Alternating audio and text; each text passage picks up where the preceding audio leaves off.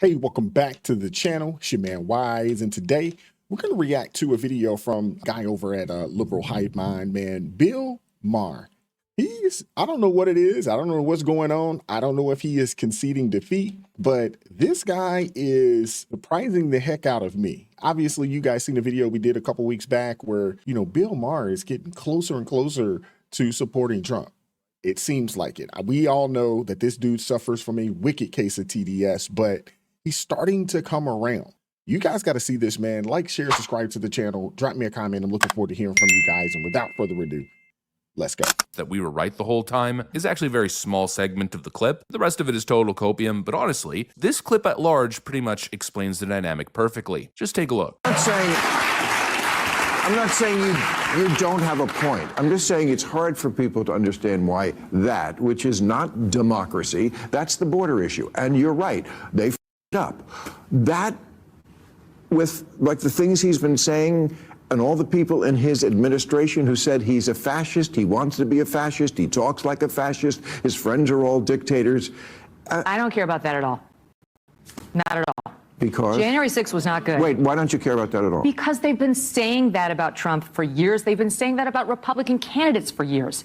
It has like a long storied history. If you are at all center or center right, you are used to having your candidate of choice completely demonized, whether it's the F word, the R word, the misogynist word. They tried to tell us Mitt Romney was a raging sexist because of binders full of women. They tried to tell us John McCain was a raging racist, notwithstanding the fact that he had adopted a daughter from Bangladesh. They've been doing this for every Republican. They get to Trump, and we no longer are listening to them. Trump has incendiary rhetoric, there's no question, but we have 4 years to judge him by, and the country was going pretty well when Trump was in there, unlike the 4 years we've had under these two. Well, I mean, I could argue with that too. Actually, if Trump had this economy, and I could go through all the stats, the stock market is through the roof, wages are up. Not as high as it was under Trump. Well, first of all, Trump inherited somebody else's economy. That's what Barack Obama would like us to do. Well, it's true. Okay.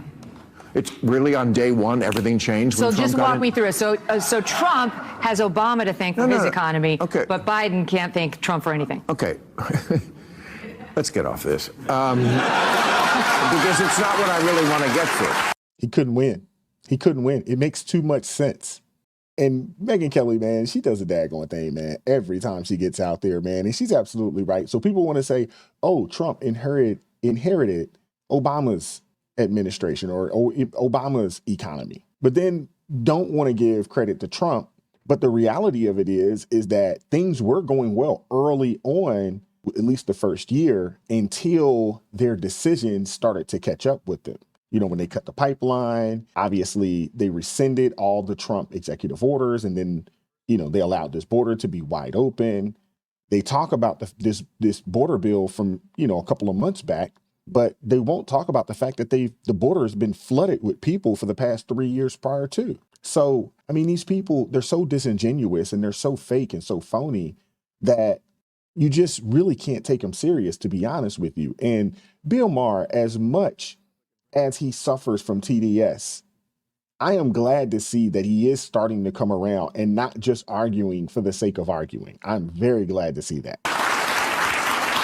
Finally, some common sense, right? At least to a certain extent for the first 10 seconds of the video. After years of pushback, Bill Maher finally admits that this administration, the Biden-Harris administration, or probably the Harris-Biden administration, I think you could argue at this point, that they effed up the border. Why has this been so difficult to acknowledge? I mean, Kamala Harris still to this day refuses to take responsibility. Buck is supposed to stop with her, right? But nope, it's been, 4 years of border catastrophe, I'd call it, a humanitarian crisis of epic proportions, and yet what did we hear throughout all the years? Quote, the border is secure. It is my testimony that the border is secure. The president have worked very hard to implement a strategy when it comes to the border that is humane, safe, and has orderly enforcement.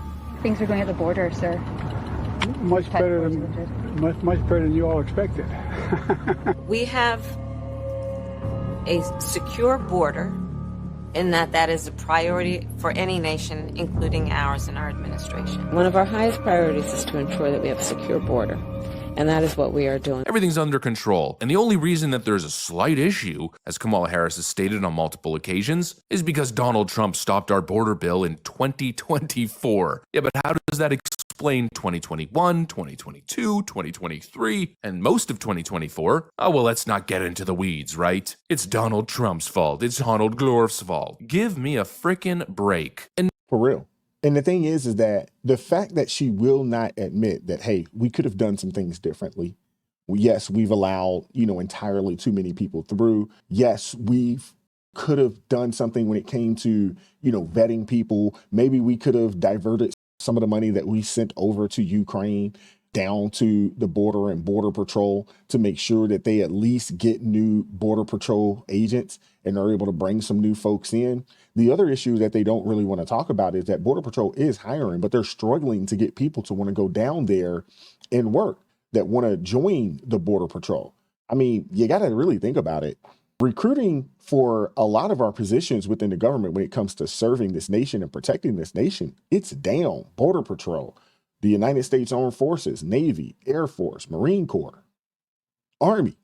Recruiting is down. You can't get these young people. You can't gaslight young people and tell them that this country is racist and that this country is bad, and then expect for these same young people that you've gaslit throughout school, throughout college, to want to go sign up and serve for this nation. You just can't do it.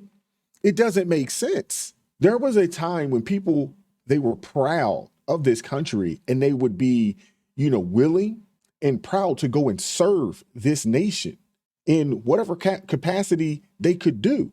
But this administration and people from the left and those that are far left progressives who think that this country is bad, who think that this country is racist, these are the same people that are also helping to cause our numbers to be low when it comes to recruiting for our armed forces, because they've lied to all of these young people and told them that this isn't a country worth fighting for.